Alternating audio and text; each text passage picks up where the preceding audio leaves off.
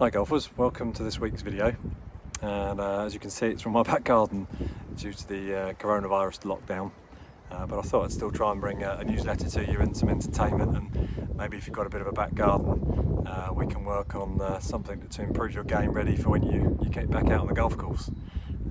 This week I've got the lob wedge, well, my 58 degree with low bounce, and we're going to try and hit a couple of quick lob shots for you.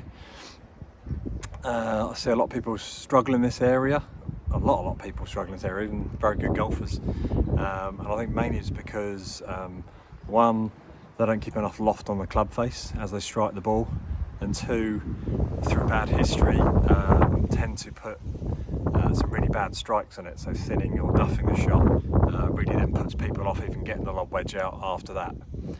So here's a couple of things very quickly to run through with you to get that height in the lob shot and to get that strike consistently.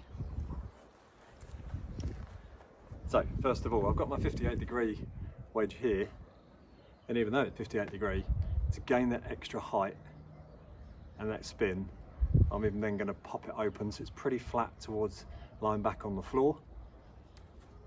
And the trick to gaining that really high lob shot is, as you go through impact, we're going to try and really hold on to that club face as we let the club bottom out at the bottom of our swing.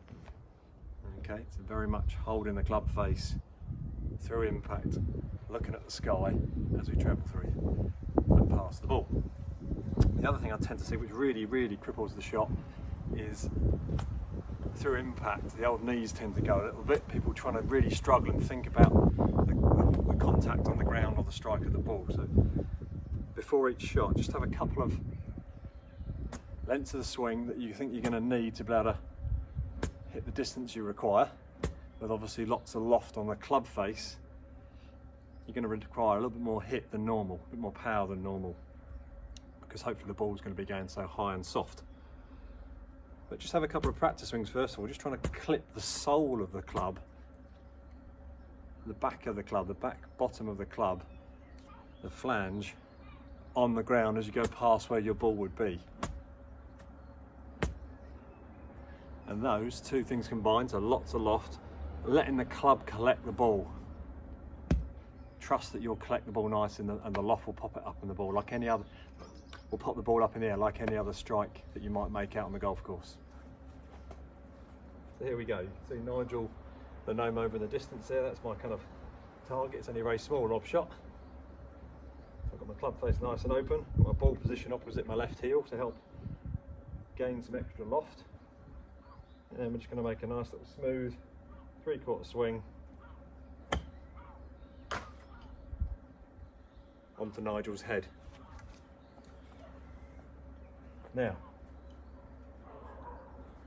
a lot of people will say to me, well, I'm just kind of scared to take that on mark because, one, I don't want to knock it into my neighbour's back garden.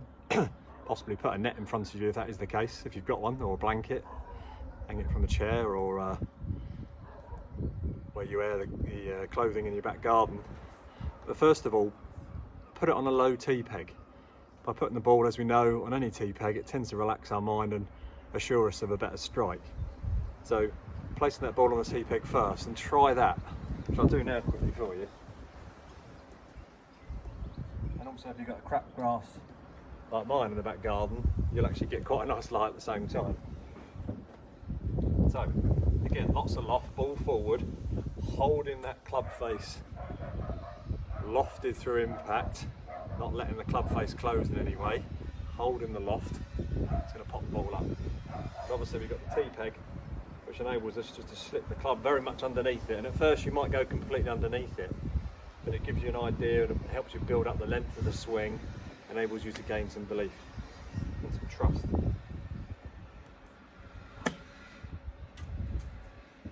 And you can see I still bottomed out at the bottom of my swing, still got underneath the golf ball nicely. I've broken the tee peg, but it took my mind off the strike. I wasn't quite so concerned of whether I was going to thin it over the back into my neighbour's garden.